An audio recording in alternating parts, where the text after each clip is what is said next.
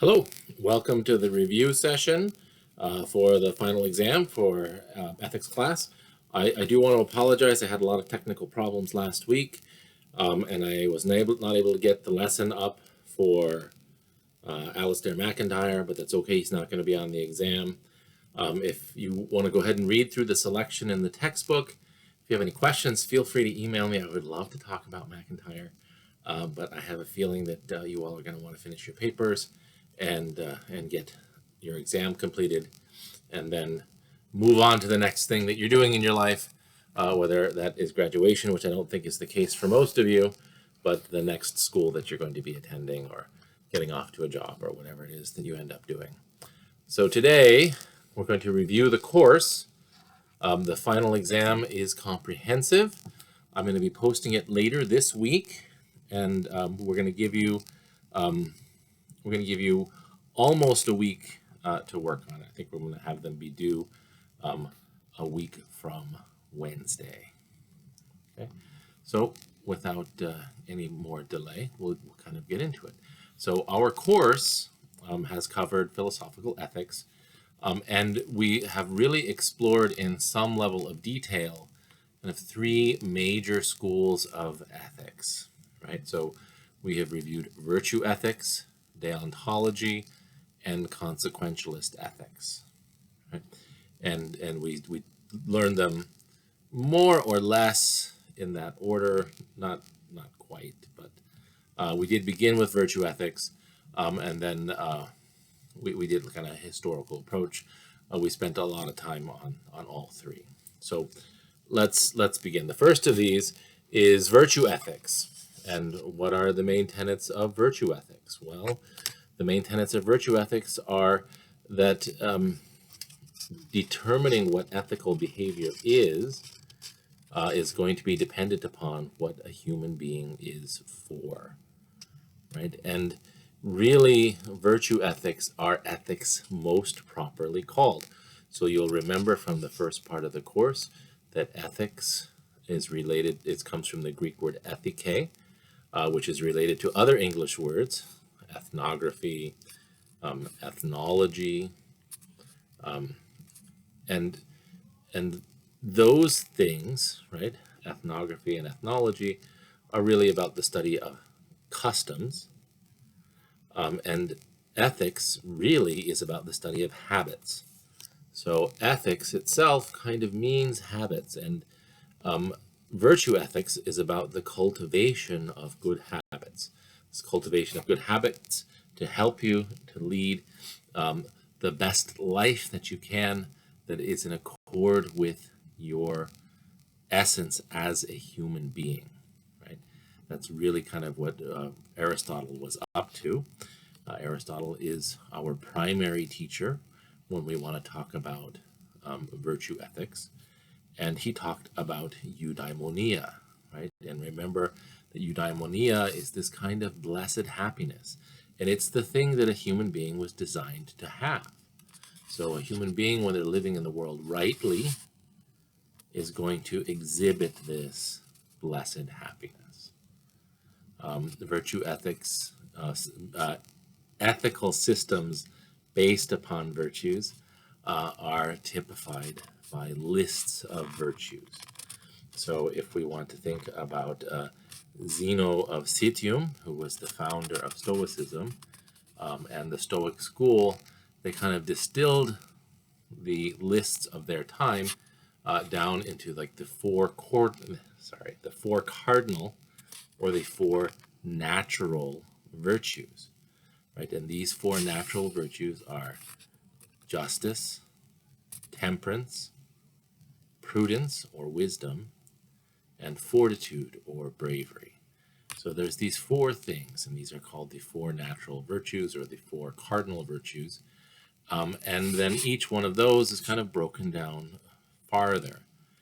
So, for example, we have the virtue of temperance, which has to do with moderation, with bodily pleasures, and there are virtues that are around eating, right, and virtues that are around drinking, and virtues that are around sexual pleasures.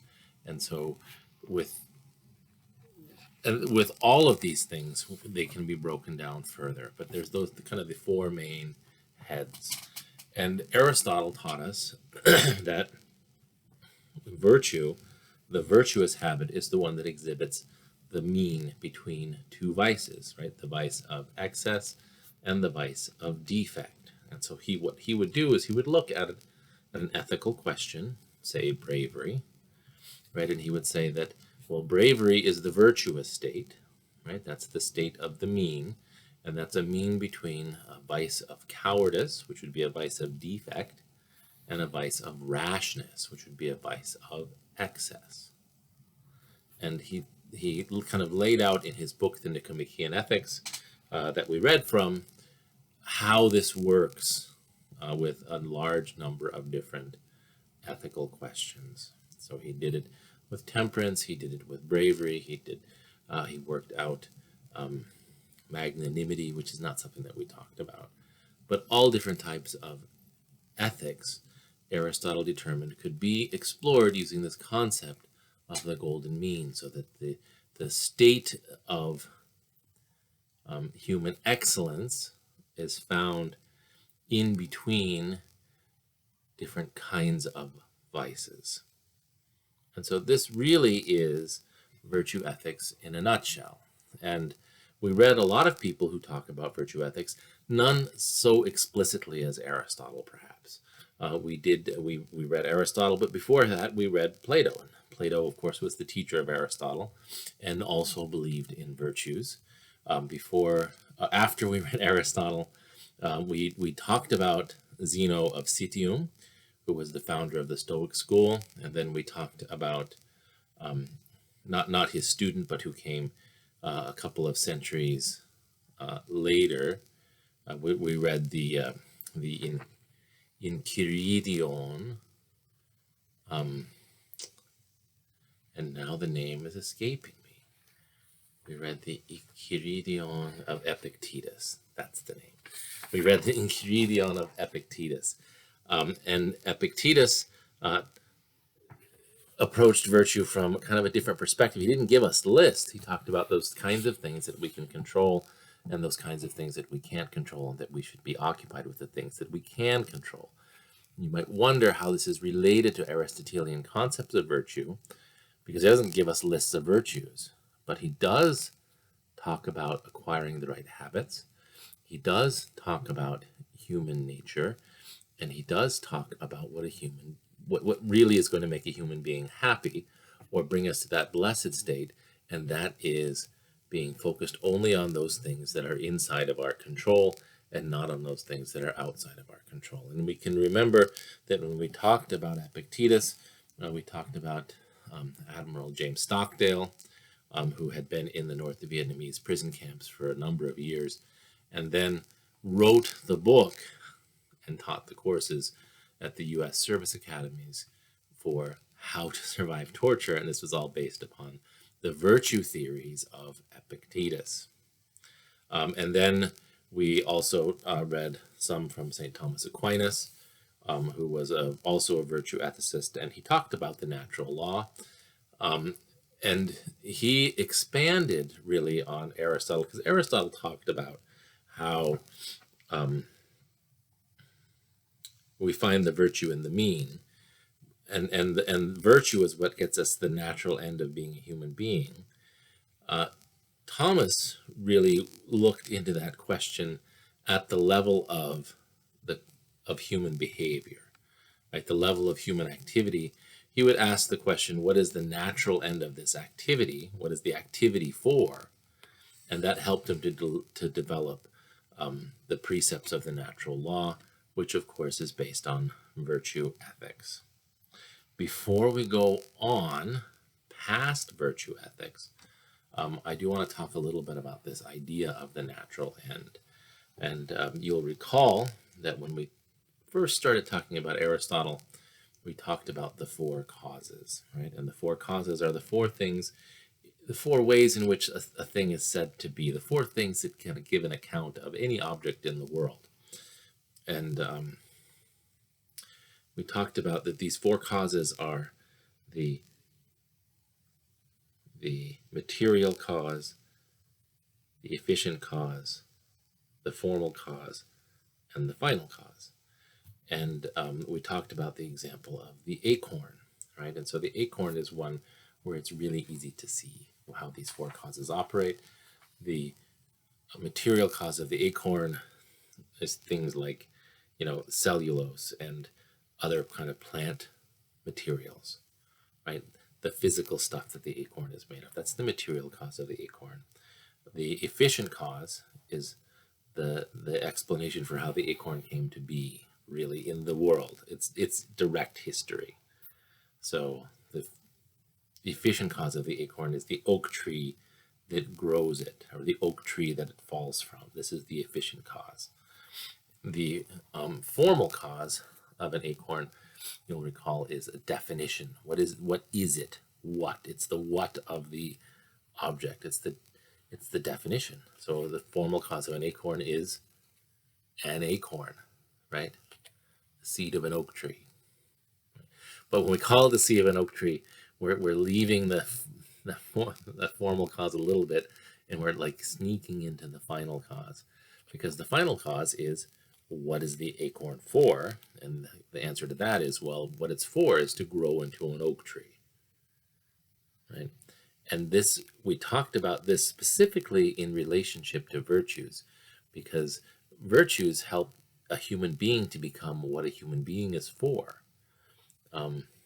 And with the virtues, we can either kind of do well with that, or we can do poorly with that. And if we do well with that, we have eudaimonia. And if we do poorly with that, we kind of suffer. We're kind of a partly failed human being. The acorn is like this, right? Because if the acorn does well at fulfilling its purpose, then the acorn becomes the oak tree. But we know that there are a lot of failed acorns, right?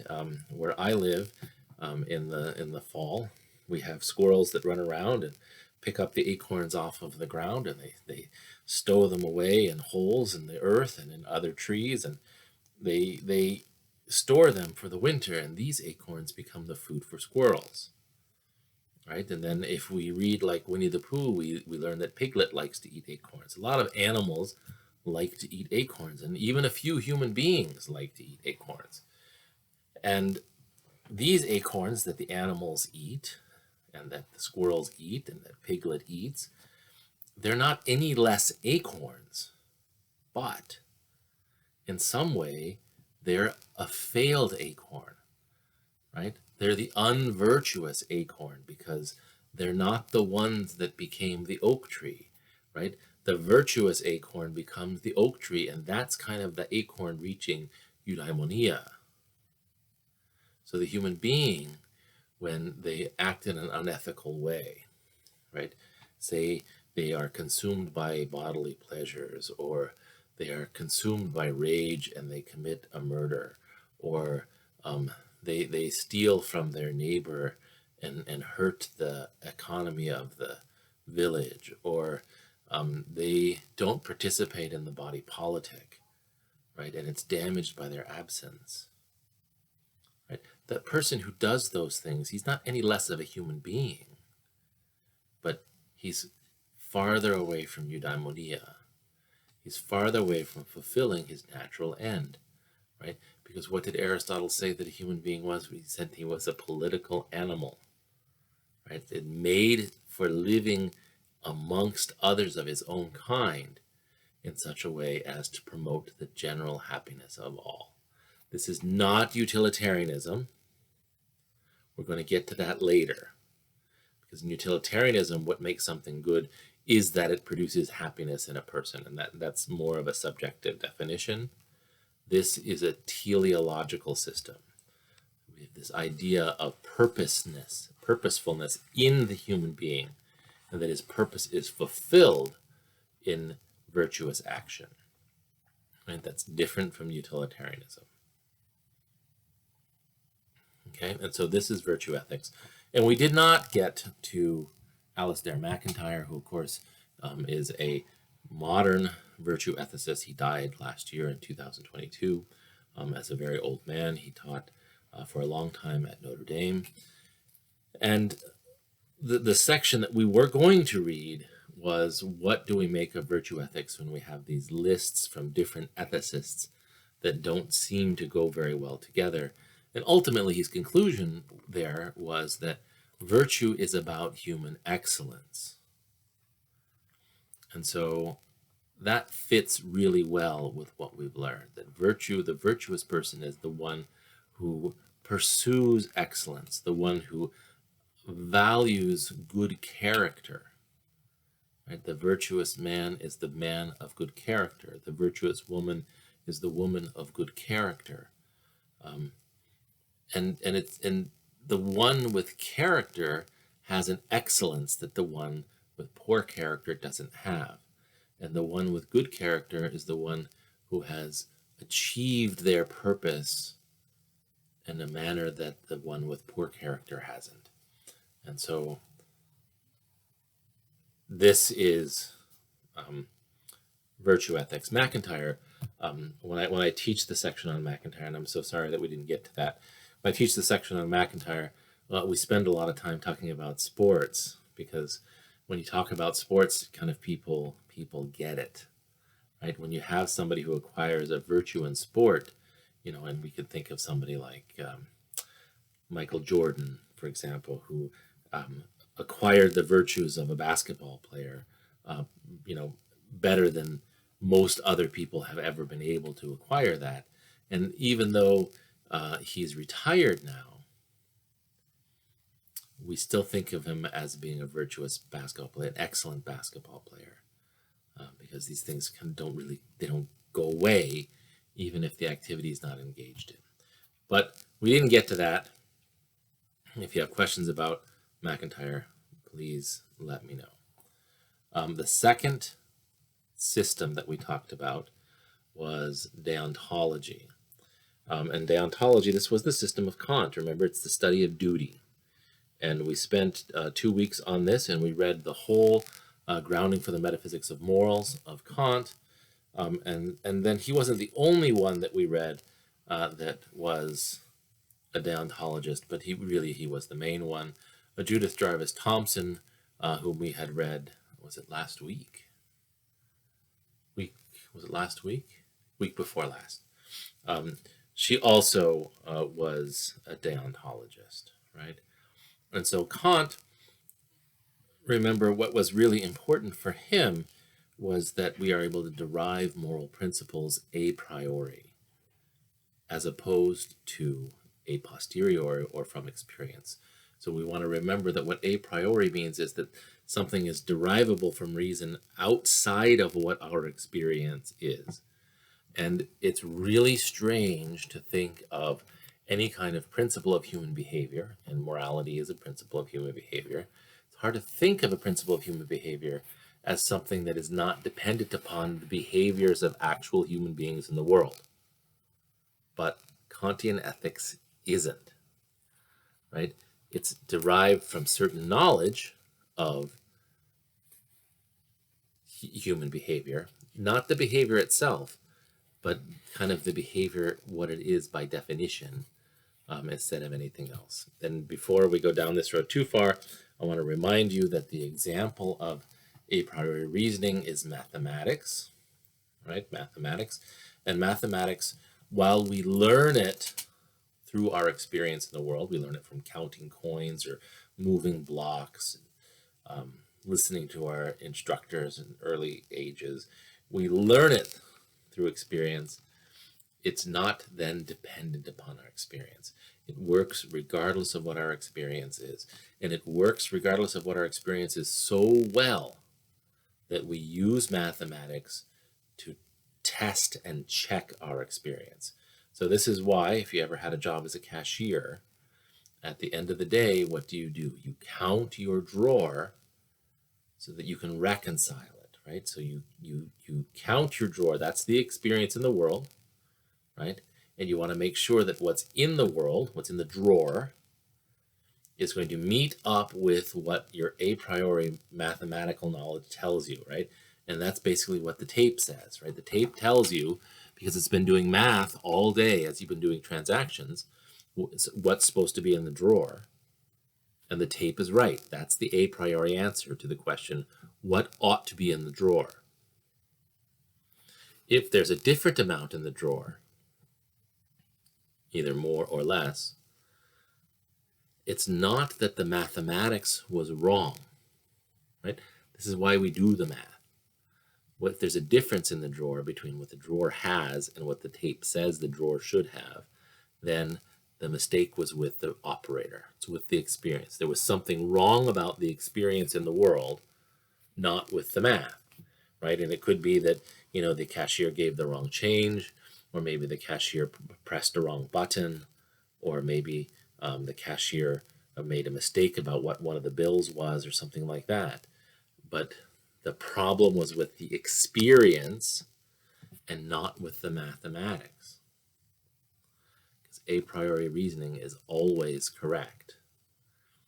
And when our experience doesn't match it, then there's a problem with the experience. And we talked about how Kant is a figure of the Enlightenment, right? Coming at the end of the religious wars in the 17th century, right? He was an 18th century thinker. At the end of the wars in the 17th century, there was a lot of people trying to do what Kant was trying to do and put society on this new foundation. And Kant wanted to put morality on this new foundation so that there wouldn't be wars, right? Because a lot of the religious wars of the 17th century involved moral principles, right? And Kant said, well, we need to have a new standard, something that doesn't depend upon sense experience, something that doesn't depend upon subjective interpretation of scripture, but rather something that can be known through reason, right? And so because he was dedicated to this, he said, what reason tells us is that the only good thing is the good will. This is where he starts. Why is the only good thing the good will? Well, because that's the thing that's good in itself. It's not good for something else, right? It's not subordinated to another end. It's good in and of itself. And how do we know what does it look like to act according to the good will? So, well, the person who's acting according to the good will is the one who is acting in accordance with duty, right? And this is deontology, right? Deon means duty, and the rest of the word comes from the Greek word logos, which means to give an account. So deontology means to give an account of duty. That's what Kant is up to.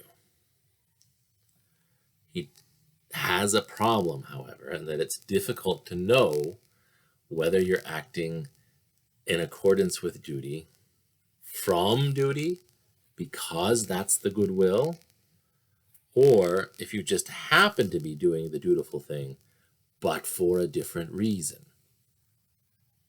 And if you happen to be doing the right thing but for a different reason, then it is not morally praiseworthy activity. Here he would differ with Aristotle, right? Because Aristotle would say, well, if you're doing the morally good thing even for a different reason, it's still building up inside you the habit of right action, and this will be a help to you. Kant doesn't care. He doesn't care about what happens in the world insofar as whether or not it is morally praiseworthy or blameworthy. And so what does he do? Well, he starts with the idea of the moral law itself. And that's it. That's what he starts with, the concept of the law. And he says, well, the concept of the law is that it's universal, that it applies to everyone. Right? And once you understand that the concept of the law applies to everyone and that it is universal, then you can derive the categorical imperative. Right? So the categorical imperative is an articulation, it's a statement of a moral principle. Right?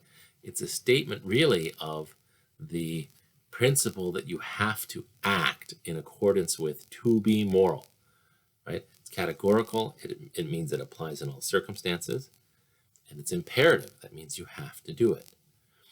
And so the categorical imperative is act always in such a way that you can will your maxim, so the maxim is the principle of action, that you can will your maxim, then it should also be a universal law. So this is helpful because all of us, when we act, we have a principle of action. We have a reason why we're doing what we're doing. And whatever that is, whatever our maxim is, has to be universalizable, right? If it's universalizable, it fits with the law. Because what do we know about the law? We know that it's universal. That's all we know. So that tells us that the principle that we're acting from, if it's universal, then we're acting from duty, right? Because that's what duty cares about. And so that's the first articulation, really, of the categorical imperative, right? And then he goes on and he thinks more big thoughts, right? The next one that he realizes is that the rational nature, right? The rational nature itself is the thing that has the goodwill, right? So rational nature is the thing that has the goodwill. So any rational creature, and this is every human being, right? Because it's universalizable. Any rational creature, because it's rational, has the goodwill, and this is the thing that's good in itself, right? It's not good subordinated to any other thing. So if we have that, then we have absolute worth. Why do we have absolute worth? We have absolute worth because we have the goodwill. Why do we have the goodwill? Because we have rational nature. Right? And so every moral agent has this rational nature, and therefore, according to Kant, has absolute worth. And this absolute worth brings us to the next formulation of the imperative, right?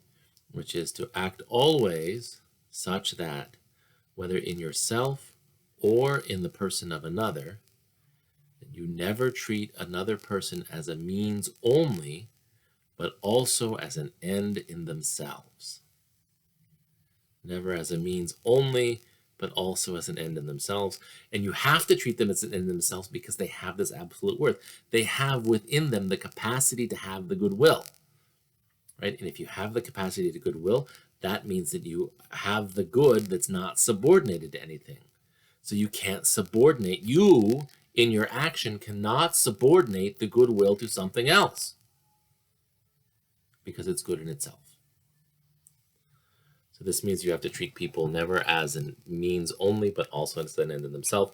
And this applies to other people that you know and yourself, right? So you cannot treat yourself as a means to your own pleasure by, say, excessive drinking or drug abuse, right? These would be ways that people do that. Nor can you treat another person as a means only. You cannot enslave them. You cannot employ them in some other means that's inconsistent with human dignity, because you have to always employ them in a way that is consistent with their absolute worth. Right? So this is a really big concept. People aren't able to be enslaved anymore. And we need to remember that Kant was writing this in the 18th century when we had a great deal of slavery in the world, all over. Most of it was, oh, well, not most, a lot of it was in the New World, in what would become the United States, right? And then also in the Caribbean and in South America and Central America and in, China and Indonesia and Africa and even in Europe. We had human slavery. And Kant provides a lot of kind of the intellectual background for the people who would later rise up and oppose slavery. Now, it's not only Kant. It's not only these Enlightenment ideas that Kant came up with. A lot of the opposition to slavery also had a religious motivation, and we don't want to ignore that. That's also very important. But and you have to pay people, a living wage. You can't treat them only as your end. You can't treat them as a means to your end. you have to respect that they have a natural end in themselves. This is closely connected to the principle of human dignity, that there's things you can't do to human beings because of the nature of what they are. So, first formulation of the categorical imperative, which had to do with the ability to universalize your maxim, that has to do with universality. The second one, that has to do with never treat a person as a means only, has to do with human dignity. And it leads us to the third formulation, which has to do with human autonomy, right? Because we know that the moral law is made by the good, willing, rational nature of the individual actor, right? That's why it's the goodwill, right? The goodwill is the one that creates the moral law as it moves through the world, right? And so this has to do with the universal kingdom of ends, right? And the self-legislating being. And self-legislating being is any person, any and every person is a self-legislating being. They have autonomy because of their rational nature. Right? And so these three kind of ways to understand the categorical imperative are kind of tied up with these three principles of universality, dignity, and autonomy. And that's really the grounding of the metaphysics of morals in a nutshell. And then we see that, for example, Judith Jarvis Thomson picks up on this concept of autonomy when she writes her essay in defense of abortion.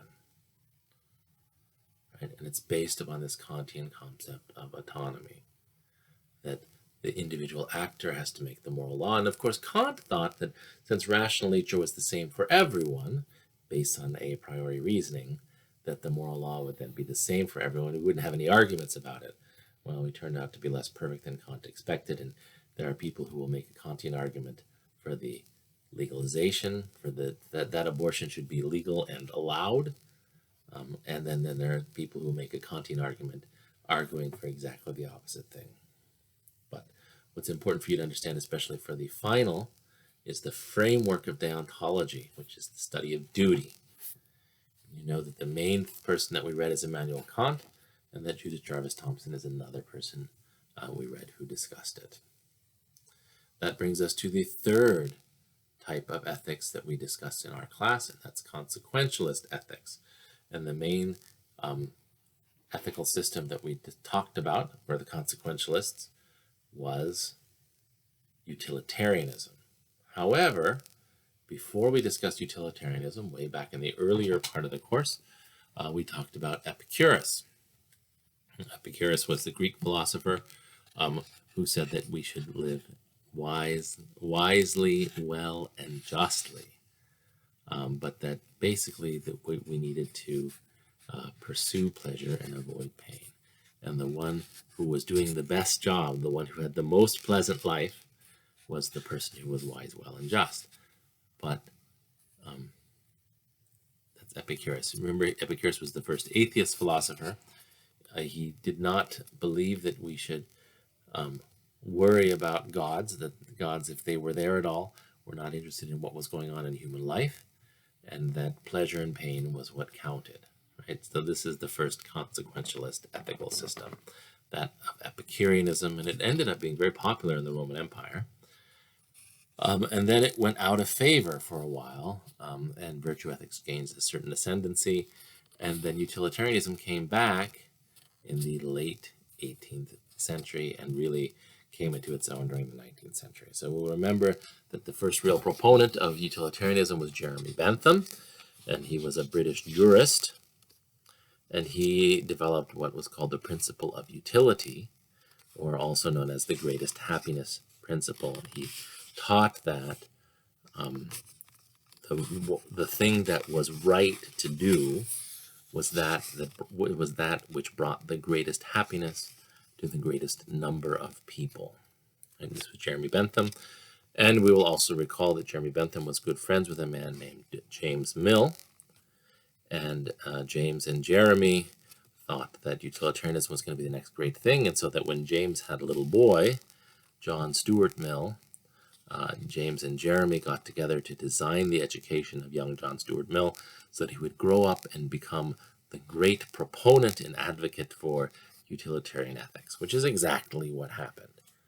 John Stuart Mill was no slouch. He spoke several languages, was very well educated, and then had a career writing and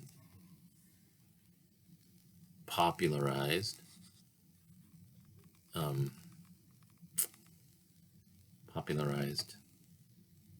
utilitarianism.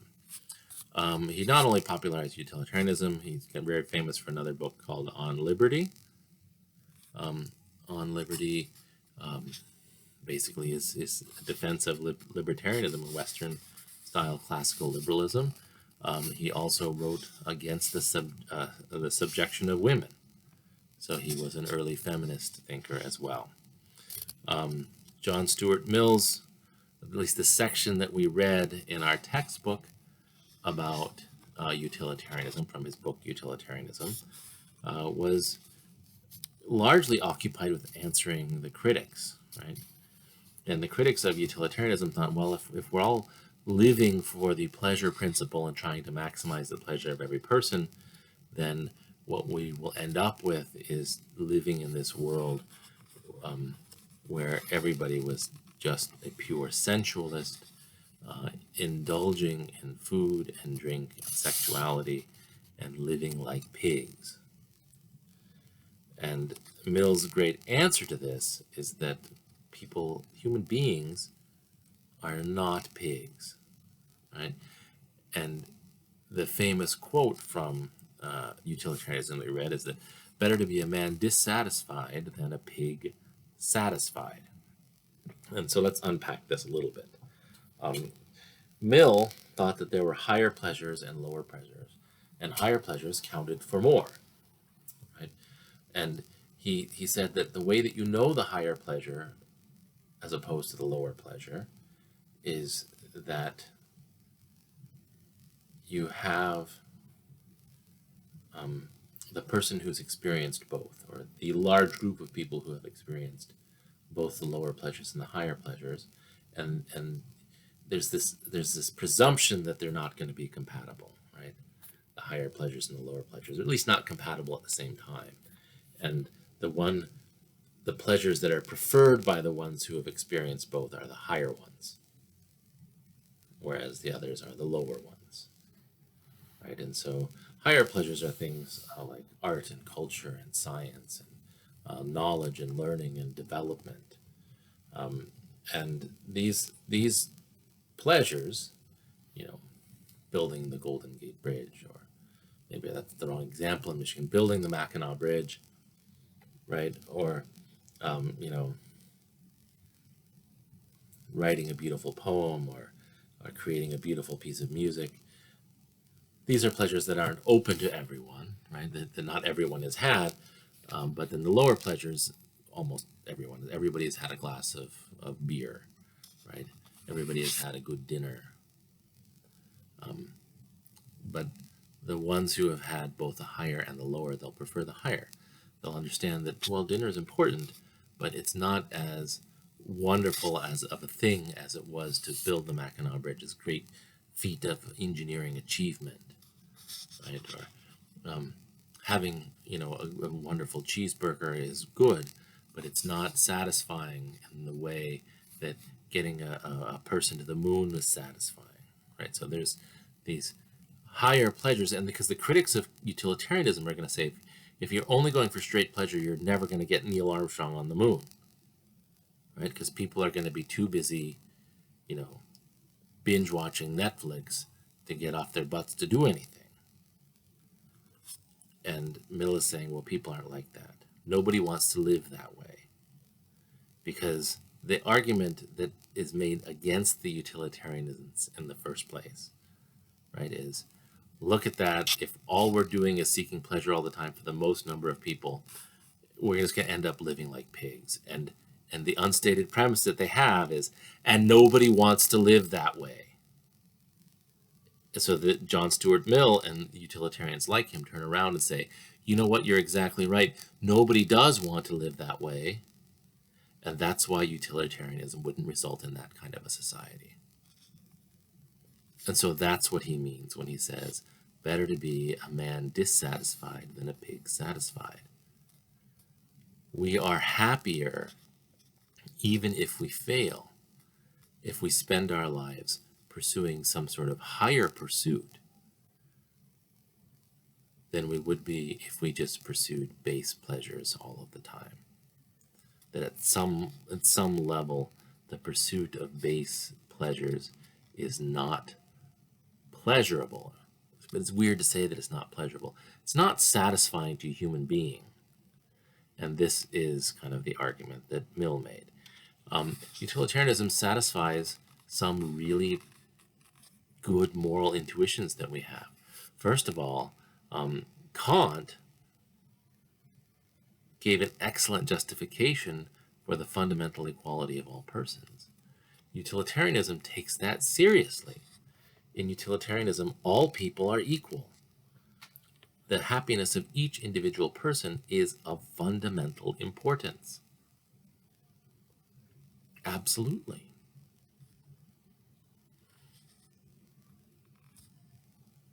But what it is that makes the person happy, that's going to be known through the consequence. It's going to be known through our experience of the world, not in an a priori sense. Utilitarianism is really popular because it fits really well with democracy.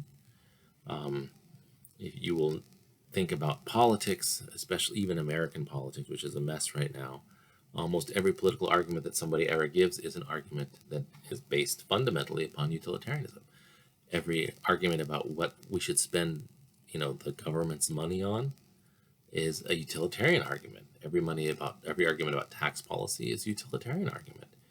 Every argument, even about whether or not to have and build a library, or how we should plow the roads in the wintertime, these are all utilitarian arguments.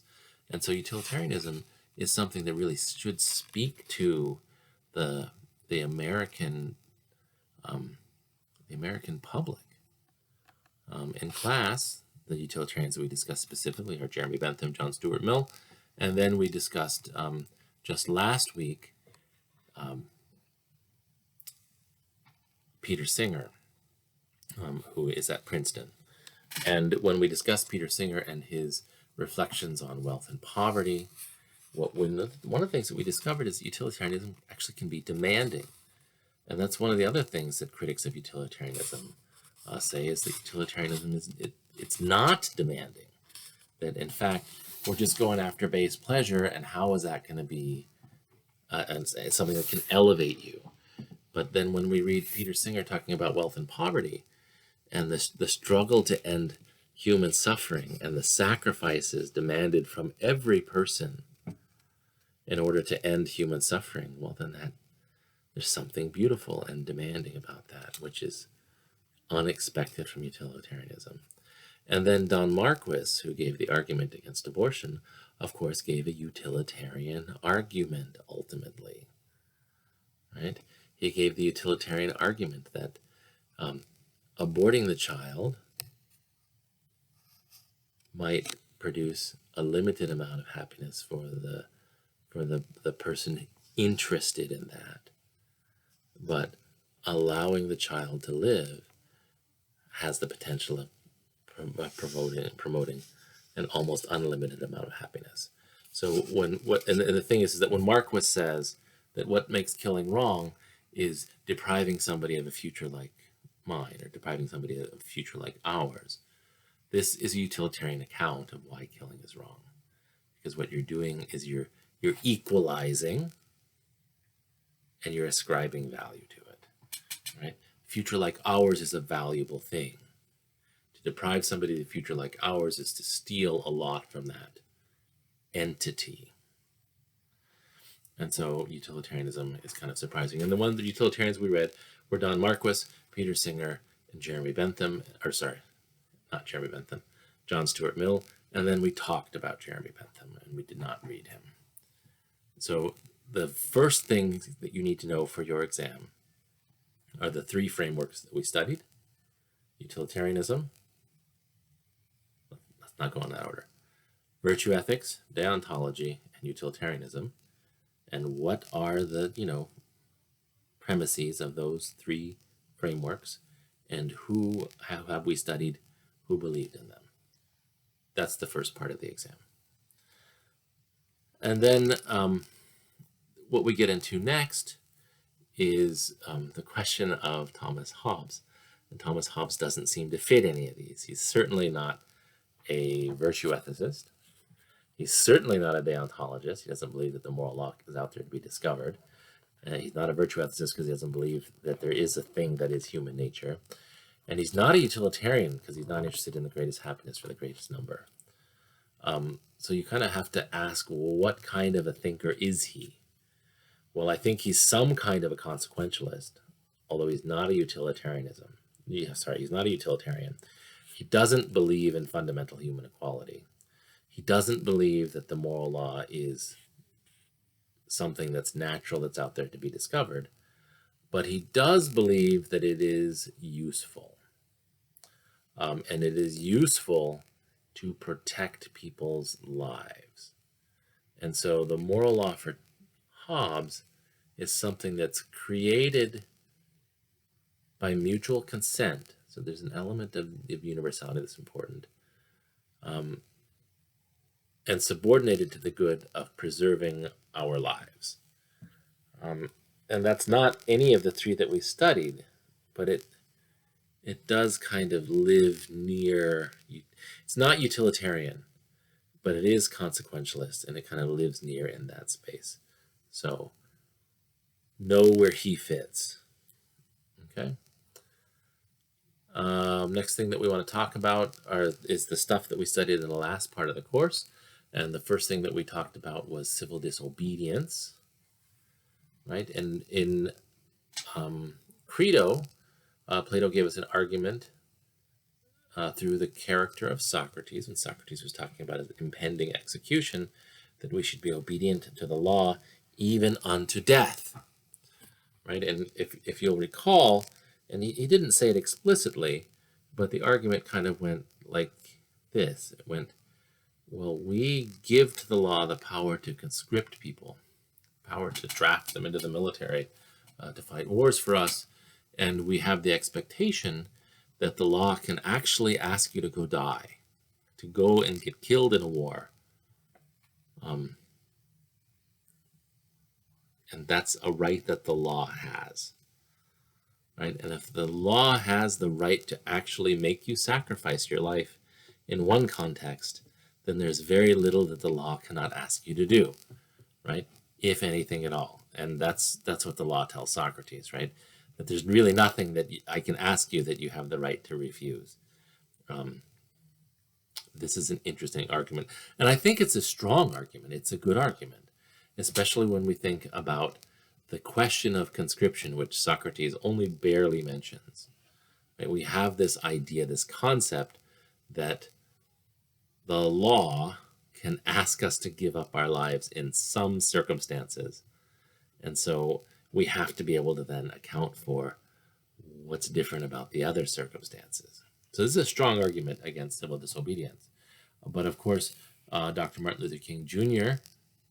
has a very strong response, right? He has a very strong response.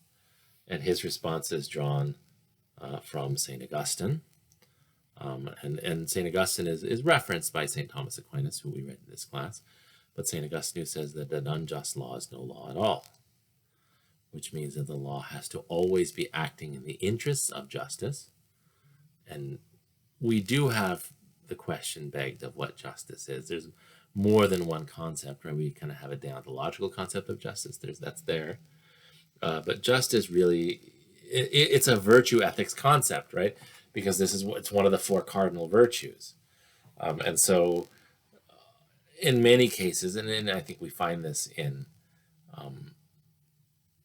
Martin Luther King Jr., that what we really have is a natural law concept of justice that's being promoted. So if the law acts against the interest of justice, then it cannot make the same kind of demands of you. This is a very good argument. So one of the things you're going to be asked on the exam is to tell me how exactly would Martin Luther King respond to Socrates? So if instead of Crito visiting Socrates in the prison, it was Martin Luther King, how would Martin Luther King answer Socrates? And that's going to require a little bit of your own thinking, but I think that you're up to it. Okay, and then the following week we talked about abortion, we talked about Judith Jarvis Thompson, and we talked about Don Marquis. You need to know what kind of argument that each one of them made. Judith Jarvis Thompson made a deontological argument that was based on bodily autonomy. Right? And one of the things that I had mentioned when we talked about Dr. Judith Jarvis Thompson is that she comes up with these thought experiments, and this is like typical of a deontologist, right? Because what are they trying to do? They're trying to isolate what the maxim is. They're trying to isolate what the maxim is to see if it can be universalized. And this is the whole point of the famous violinist thought experiment, and the whole point of the People Seeds thought experiment is to try to isolate what that maxim is to see if it can be universalized. And she thinks that it does that, right? And the maxim is something like, my bodily autonomy cannot be imposed upon by others without my consent. It's something like that. And that works really well. And it's connected with Kant's concept of the self-legislating being, right? Autonomy. Marquis responds in a different vein altogether, right? Marquis is not talking about bodily autonomy. He's not talking about human dignity, and he's not even talking about universality, although he does a little bit there. Marquis is giving a utilitarian argument. And Marquis is trying to find out what the cost is in the utilitarian calculus of ending a pregnancy, right? And what he finds out is that the cost in utilitarian terms is the same as murdering somebody. So it's the moral equivalent of murder. So when we're talking in utilitarian terms, we have to be able to justify it in the same terms as murder or killing, at least. And so what you have to do then to justify it is you have to do the calculus. You have to see, well, is the will of the person desiring to end the pregnancy, right? Is what they stand to gain by their action, right? Does it balance out what could be lost, right? And by bringing the pregnancy to term, is what is gained by that action balanced out by what is lost. So this is a utilitarian argument. And for Marquis, he says, well, allowing the pregnancy to come to term has a potential for an almost unlimited gain, whereas ending the pregnancy has a potential only for a limited gain. And so that's how he works out the moral calculus there. And in utilitarian terms, argues for the absolute immorality of abortion. So you have to know that. And then that covers most of what you need to know from our class on the exam. Okay. The other part of the exam really is proving to me that you have thoughtfully engaged the material, right? I'm going to ask you to tell me which of the philosophers that we studied over the course of the semester is the one that you think made the best case. And I want you to tell me, why do you think that they're more correct than the others? And you have to have good reasons, right? This is a philosophy class. So if, for example, you think that Aristotle makes the best case, you have to be able to tell me that, well, you really think that human beings are here for a reason. There is something that is human nature, and that we can get closer to that and farther away from that. And a person with good character really is closer to actualizing their human potential than a person with poor character, right? If you're going to say Aristotle, you have to say something like that and give me examples, right? Give me an example of a person with good character who's obviously more engaged with the blessed happiness than somebody with poor character who obviously is suffering and miserable. If you're going to tell me Aristotle, you need to be able to include those things in your answer. If you're going to tell me that you think Kant has the right answer, then you need to be able to tell me about the importance of being able to know what the moral law is on an a priori basis, so that we're not, dependent upon experience of the world or knowledge of the senses, which can be deceived. You have to be able to tell me things about how, the rationality of Kant is able to put morality on a different kind of foundation than it had heretofore existed, so that we can all agree upon what it is. Something like that. You have to have a reason for telling me that you like the philosopher that you like. If you decide to like Epictetus the best because he's the one who's going to get you through your experience in the North Vietnamese prison camp, I think that's a good answer. But you need to be able to tell me why he's going to be able to get you through your experience in the North Vietnamese prison camp. Okay? And that's going to have something to do with Aristotle's view of human nature. So, and it's okay, you can mention that. Epictetus can still be your favorite.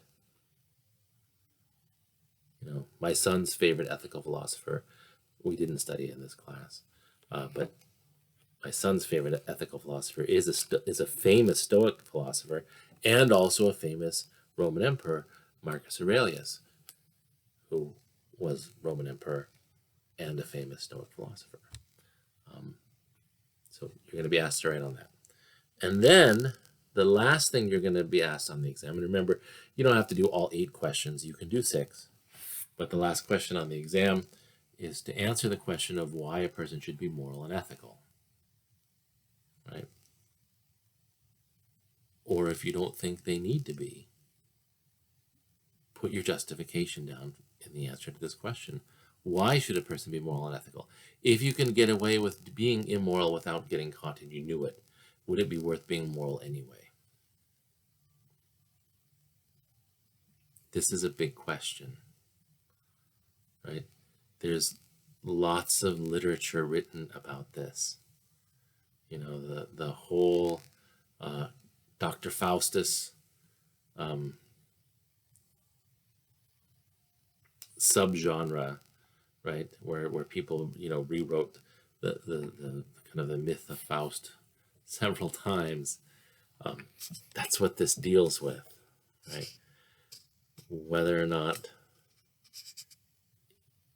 you should be moral, even if you're not going to get caught. Even if you're not going to get caught. And really, there are places in our ordinary lives where this one shows up, right? Is it worth being moral, even if you're not going to get caught? Because usually the place where we do this is in our daydreams. And when we dream about, winning the lottery, we're up to, hundreds of millions or billions of dollars even. And we think about all the things that we would do if we had all that money. Do the things that we think that we would do if we had all that money fit with the moral principles that we think that we have for our lives now? These things show up. So that is the last question of the exam. I want you to engage all these things thoughtfully. I'm looking forward to reading your papers. I want to tell you that this is the second time that I have taught this class online, and you saw most of the videos for the first time that I taught this class online.